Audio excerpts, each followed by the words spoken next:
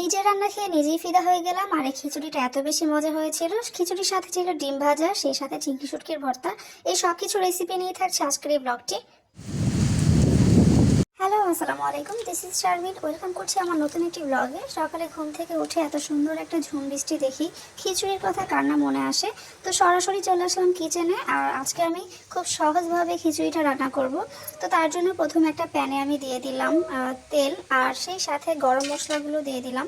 এটা একটু ভেজে নিয়ে তারপরে এর মধ্যে দিয়ে দিব পেঁয়াজ কাটা। এখানে প্রায় বড় সাইজের একটা পেঁয়াজ আমি দিয়েছি।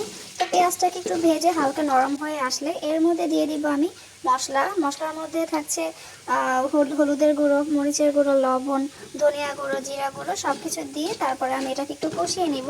কিছুক্ষণ কষানো হলে তারপর দিয়ে দিচ্ছি আমি এখানে আদা রসুনের পেস্ট।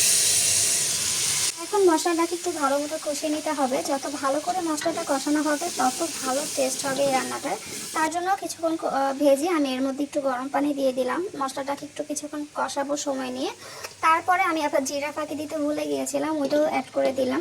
তো দেখেন কত সুন্দর একটা কালার অলরেডি কিন্তু চলেই আসছে। তো এখন এ পর্যায়ে আমি এখানে চালটা অ্যাড করে দেব। তো চালটা তো আমি আগেই ধুয়ে একদম পানি ঝরিয়ে রেখেছিলাম, তো ওইটাই এখন আমি চালটা সুন্দর করে দিয়ে দিব। আর আমি কিন্তু আজকে খিচুড়ির সাথে দুই রকমের ডাল ব্যবহার করছি, মসুরের ডাল এবং মুগ ডাল। আর এই মুগ ডালটা আগে থেকেই আমার বাসায় প্রসেস করা ছিল, ভাজা ছিল। তো চালটাকে কিছুক্ষণ ভেজে এখন দিয়ে দিলাম সাথে পরিমাণ মতো গরম পানি। আর এখন বলক ওঠা পর্যন্ত একটু অপেক্ষা করতে হবে।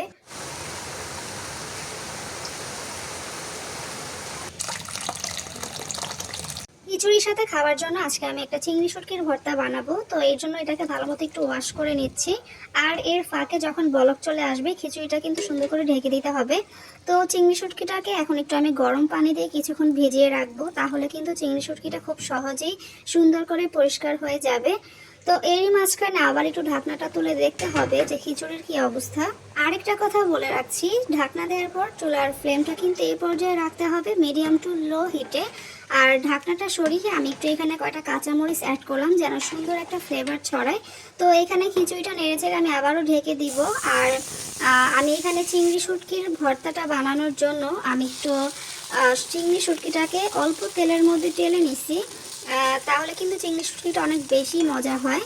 তো তার পাশের চুলায় আমি আবার একটু ঢাকনাটা তুলে দেখলাম, কারণ পানিটা টেনে আসলে কিন্তু খিচুড়িটা নিচে দিয়ে লেগে যাওয়ার সম্ভাবনা থাকে বেশি। এই জন্য একটু পরপর এটাকে একটু চেক করতে হবে আর নিচ থেকে একটু উপরে তুলে দিতে হবে, তাহলে কিন্তু আর পড়ে যাওয়ার সম্ভাবনা থাকে না। তো যেহেতু আমার খিচুড়িটা অলমোস্ট হয়ে গেছে, হালকা একটু পানি আছে, তো এটাকে আমি আবার একটু দমে বসিয়ে দিব।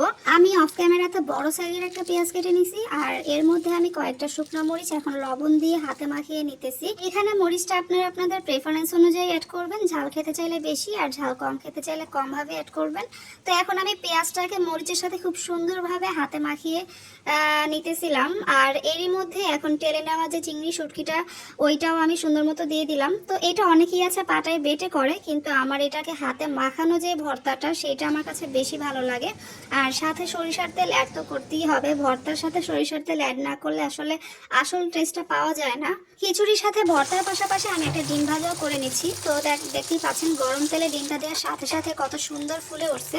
এখন অনেকেই বলতে পারেন যে এত বেশি তেল দিছি কেন। আসলে আমি একটা বইতে পড়েছিলাম যে তেলের নাকি অনেক গুণ, যে যত বেশি তেল মারতে পারে সে নাকি সব জায়গাতে তত বেশি দাম পায়, ভালো থাকে।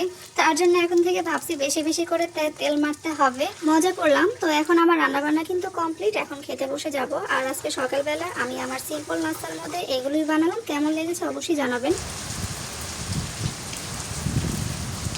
বাইরে ঝুম বৃষ্টি, আর এখানে আমি একদম ধোঁয়া উঠানো গরম গরম খিচুড়ি, সেই সাথে ডিম ভাজা, চিংড়ি শুটকির হাতে মাখানো ভর্তা আর দুইটা শুকনো মরিচও নিয়ে নিলাম।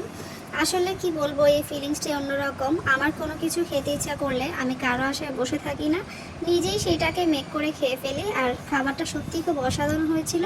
That's all for today, thank you.